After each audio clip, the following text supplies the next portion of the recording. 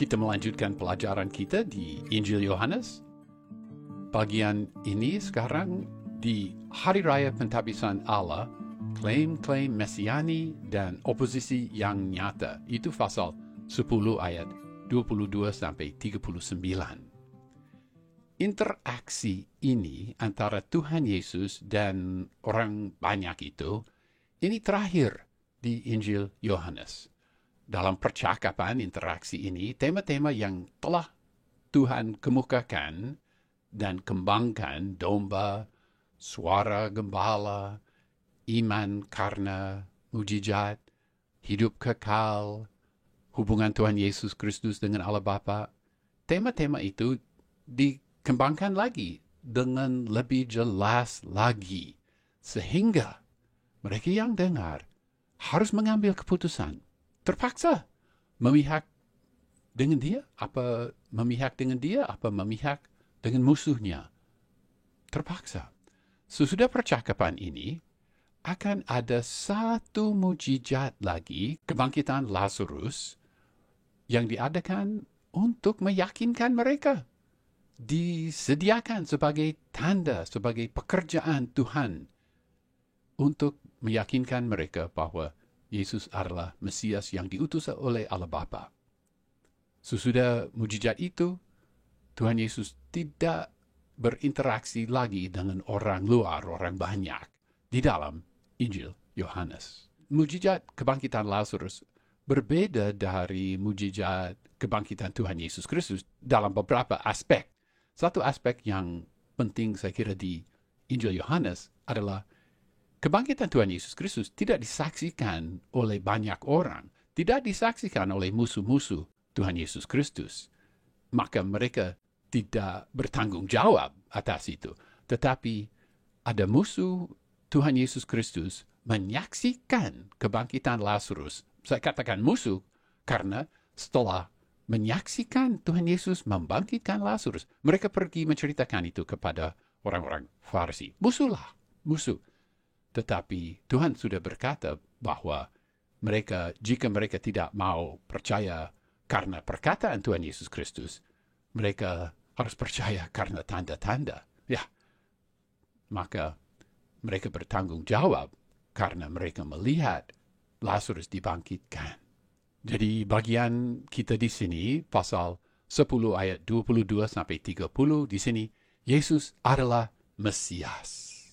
Di dalam pasal 7 ayat 10 sampai 53, mereka merayakan Hari Raya Pondok Daun. Pasal 8 terjadi pada akhir Hari Raya Pondok Daun. Antara Hari Raya Pondok Daun dan Hari Raya Pentabisan Bait Allah ada lowongan 3 bulan. Di dalam bagian ini di sini, pasal 10 ayat 22 sampai 39 ini, Hari Raya Pentabisan Bait Allah dirayakan. Dan bagian ini untuk rekaman ini, pasal 10 ayat 22 sampai 30, Tuhan Yesus meringkaskan beberapa tema yang telah Dia kemukakan. Karya perbuatan Tuhan seharusnya menjadi kesaksian yang cukup, tetapi mereka yang melawan Dia, mereka bukan domba Dia, mereka bukan domba yang dipilih, maka mereka tidak akan percaya. Mereka yang percaya menerima hidup yang kekal. Dan bagian ini berakhir dengan kata-kata Tuhan Yesus Kristus yang luar biasa. Aku dan Bapa adalah satu. Pasal 10 ayat 22. Kemudian tibalah Hari Raya Pentabisan Bait Allah di Yerusalem. Ketika itu musim dingin. Nama Yunani dari Hari Raya ini, Egkainia, ini berarti pembaharuan. Nama Hari Raya Pentabisan Bait Allah mencerminkan nama Ibrani dari Hari Raya ini, Chanukah, yang berarti pentabisan. Ini dirayakan pada tanggal 25 pada bulan Kislev. Bulan Kislev terjadi di kalender kita di bulan November atau Desember. Hari Raya Pentabisan Bait Allah tidak disebut tidak ada di dalam Perjanjian Lama. Jauh sesudah kanon Perjanjian Lama ditutup, pada tahun 167 sebelum Masehi, Antiochus Epiphanes mengalahkan Yerusalem dan menajiskan bait Allah. Pada tahun 165 sebelum Masehi, mereka orang Yahudi merdeka, Yerusalem dibebaskan, dan mereka mentadbiskan bait Allah di dalam suatu hari raya upacara yang berlangsung selama 8 hari. Sejak itu, hari raya pentadbisan bait Allah dirayakan setiap tahun. Latar belakang ini diceritakan di dalam 1 Makabeus pasal 4 ayat 36 sampai 59, dan juga di dalam 2 Makabeus pasal 1 ayat 9, pasal 1 ayat 18, dan juga pasal 10 ayat 1 sampai 8. Ya, Makabeus apa ini? Kita orang Protestan tidak tahu apa itu Makabeus, tetapi kedua karangan ini mudah dibaca di dalam setiap Alkitab Katolik. Kita berkata bahwa kitab-kitab ini termasuk Makabeus ini adalah apokrifa, dan Protestan, ini perbedaan antara Alkitab Protestan dan Alkitab Katolik. Alkitab Protestan tidak punya kitab-kitab itu, tapi Alkitab Katolik mempunyainya. Setiap orang Yahudi tahu bahwa Hari Raya Pentadbisan Bait Allah terjadi pada musim dingin. Ini merupakan salah satu penjelasan dari Yohanes yang menolong, bukan orang Yahudi, menolong pembaca yang bukan Yahudi. Pasal 10 ayat 23, dan Yesus berjalan-jalan di pelataran bait Allah di serambi Salomo. Terjemahan pelataran bait Allah ini mencerminkan kata Heeron, dan sekali lagi, Heeron merujuk pada gedung bangunan bait Allah itu dan juga pelataran-pelataran yang mengelilinginya. Serambi Salomo, sebuah serambi adalah 2 barisan pilar, dan di atas pilar-pilar itu ada atap, tetapi sebuah serambi terbuka. Ternyata serambi Salomo ini merupakan struktur panjang didukung dengan pilar-pilar mengikuti bagian selatan dari tembok timur dari pelataran bait Allah. Serambi itu terbuka pada sebelah yang menghadap bait Allah. Ya, pada sebelah yang menghadap ke timur, ya ada tembok pelindung bait Allah itu. Seperti dijelaskan oleh Rasul Yohanes tadi di ayat sebelumnya, ini terjadi pada musim dingin. Dan memang di Yerusalem pada musim dingin cukup sejuk, cukup dingin. Kadang ada salju, seringkali hujan dingin. Maka mereka senang di bawah atap serambi Salomo itu. Pasal 10 ayat 24. Maka orang-orang Yahudi mengelilingi dia dan berkata kepadanya, "Berapa lama lagi engkau membiarkan kami hidup dalam kebimbangan? Jikalau engkau Mesias, katakanlah terus terang kepada kami." Terjemahan ini, "Berapa lama lagi engkau membiarkan kami hidup dalam kebimbangan?"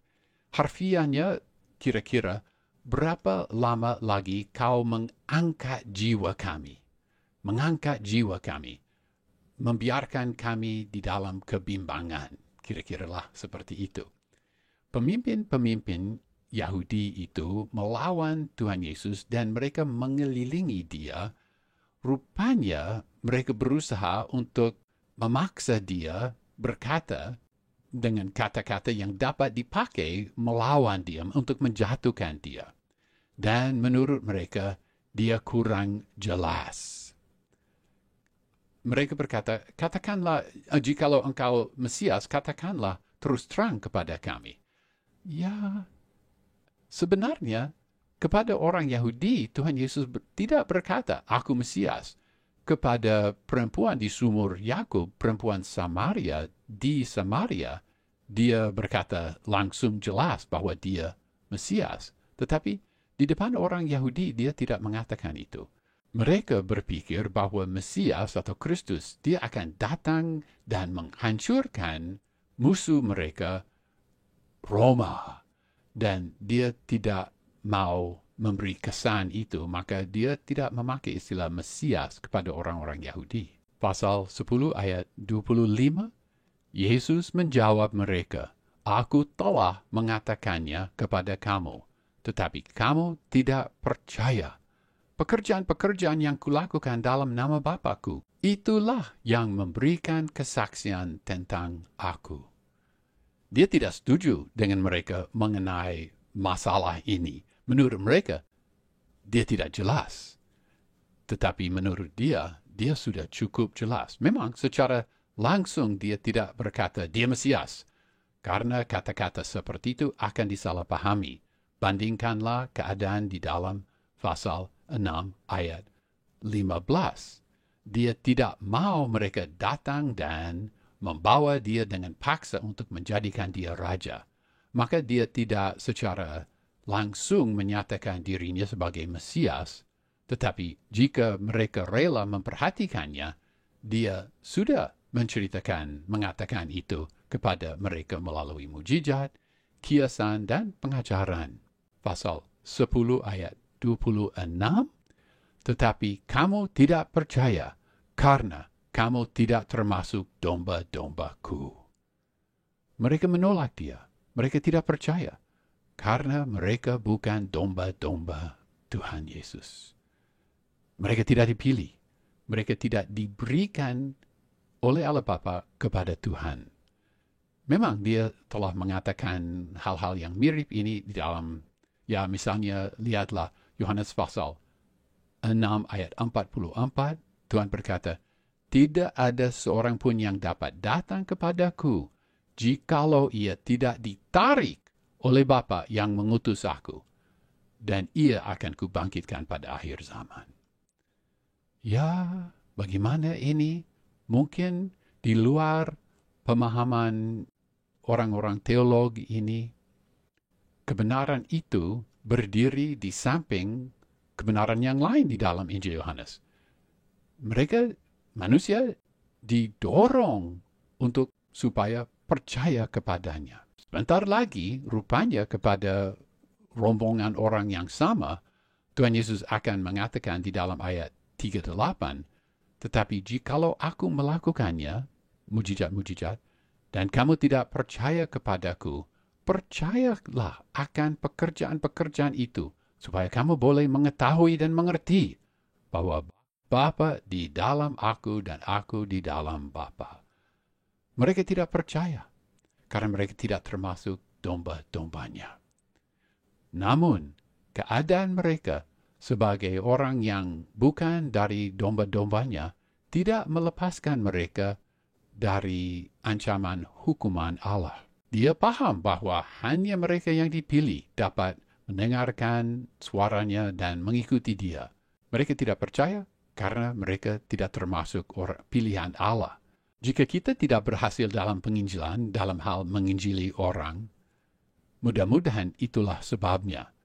Tetapi kadang ada alasan yang lain, misalnya kesaksian buruk dari si penginjil, atau hidangan Injil yang kurang tepat, atau pengalaman lebih dahulu yang meracuni hati orang yang tidak percaya terhadap orang percaya. Pasal 10 ayat 27. "Domba-dombaku mendengarkan suaraku, dan aku mengenal mereka, dan mereka mengikut aku." Mungkin kita berpikir bahwa seharusnya dia berkata, "Dan mereka mengenal aku," tetapi dia berkata, "Dan aku mengenal mereka."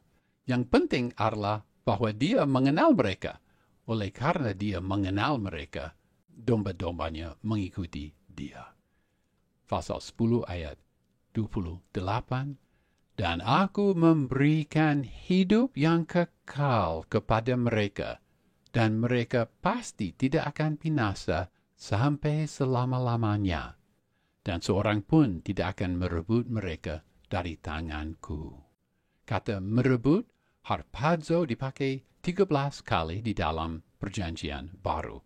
Dan sering di dalam pemakaian kata harpazo ini, kita melihat kesan bahwa merebut itu dilakukan dengan kekerasan.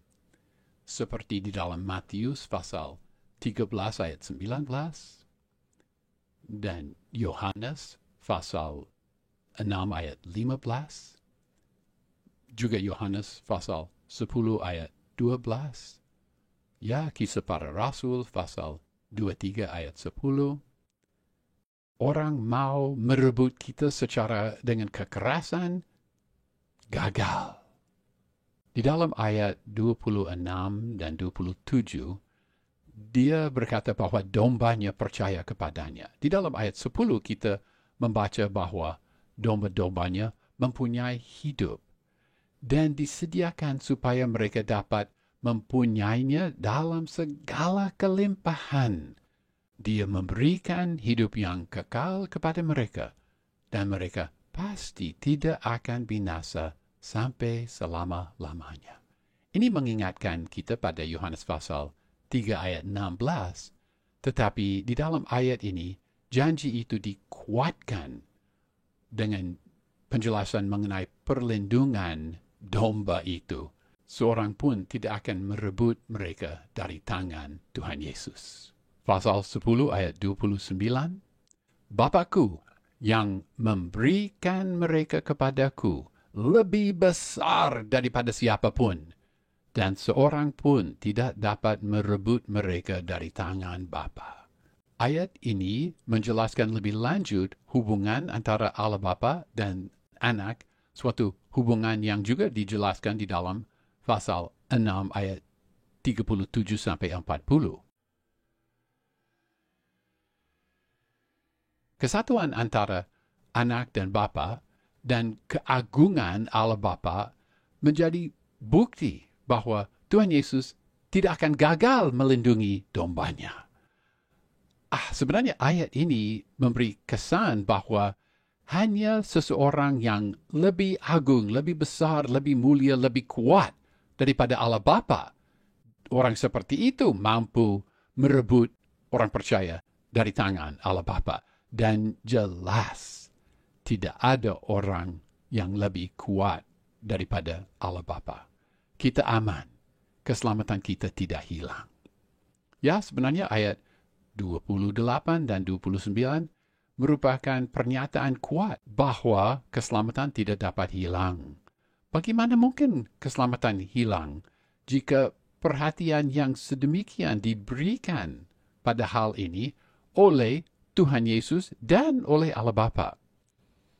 Ya, mungkin orang lain berkata bahwa keselamatan tidak dapat diambil daripada kita, tetapi kita dapat menyerahkan keselamatan kita.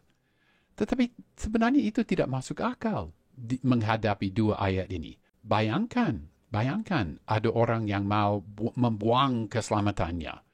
Mengapa orang melakukan ini? Ya pasti ada tekanan dari iblis, setan, atau dari manusia. Dan dengan demikian orang itu mau membuang keselamatan itu.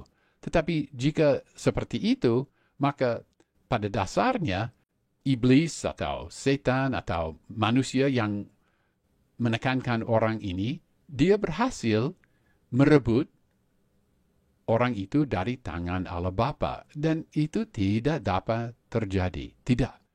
Tidak ada yang dapat merebut orang percaya dari tangan Allah Bapa. Orang percaya sendiri juga tidak dapat melepaskan keselamatan dari dirinya sendiri. Pasal 10 ayat 30, Aku dan Bapa adalah satu. Kata satu ini merupakan terjemahan dari kata hen dalam bahasa Yunani, dan hen ini berarti satu, tetapi bentuknya tunggal dan neuter. Menurut Augustine sendiri, tata bahasa dari kalimat ini menjadi bukti mengenai ketritunggalan Allah. Tuhan Yesus tidak mempergunakan kata heis, yaitu kata satu dalam bentuk maskulin, karena dengan seandainya dia memakai kata heis maskulin ini, maka kalimat ini berarti bahwa anak dan Allah Bapa adalah sama. Bapa adalah anak, anak adalah Bapa. Dan tidak ada perbedaan antara anak dan Bapa. Ini jelas tidak benar. Yohanes tidak memakai kata heis yang bentuk maskulin. Dan seperti kita melihat di dalam pasal 1 ayat 1, Allah Bapa dan anak tidak menjadi oknum yang sama. Ini mendukung ajaran ketritunggalan Allah yang disusun beberapa ratus tahun kemudian. Tangan Allah Bapa dan tangan Tuhan Yesus melakukan pekerjaan yang sama, melindungi dombanya. Memang tujuan dan maksud dan karya mereka satu, ada kesatuan di situ. Seperti dicatat oleh Carson, menurut pasal 17 ayat 22, orang percaya dapat memiliki kesatuan yang mirip itu. Tetapi di dalam konteks Injil Yohanes, misalnya Injil Yohanes pasal 1 ayat 1, Injil Yohanes pasal 1 ayat 18, pasal 8 ayat 58, pasal 12 ayat 41, dan pasal 20 ayat 28, kesatuan dari Bapa dan Anak lebih mendasar daripada kesatuan orang percaya. Tuhan Yesus tidak hanya berkata bahwa Tuhan Yesus dan Allah Bapa mempunyai kesatuan terbatas pada tujuan. Mereka punya kesatuan dalam hakikat. Tanggapan orang Yahudi di dalam ayat-ayat yang berikut mendukung paham ini. Ya, meringkaskan pasal 10 ayat 22 sampai 30 ini, di dalam bagian ini dari interaksi yang terakhir antara Tuhan Yesus dengan mereka yang melawan dia, interaksi ini terjadi di penghabisan bait Allah, Tuhan meringkaskan beberapa hal yang sudah dia ceritakan. Karya Tuhan Yesus Kristus, perbuatan Tuhan Yesus sebenarnya merupakan kesaksian yang cukup menegaskan, membuktikan bahwa klaim-klaim Tuhan Yesus adalah sah dan benar. Sah dan benar. Tetapi mereka, karena mereka bukan domba yang dipilih, mereka tidak percaya. Namun mereka yang percaya memiliki hidup yang kekal, yang tidak dapat direbut dari mereka. Dan akhirnya Tuhan Yesus berkata bahwa Tuhan Yesus dan Allah Bapa adalah satu.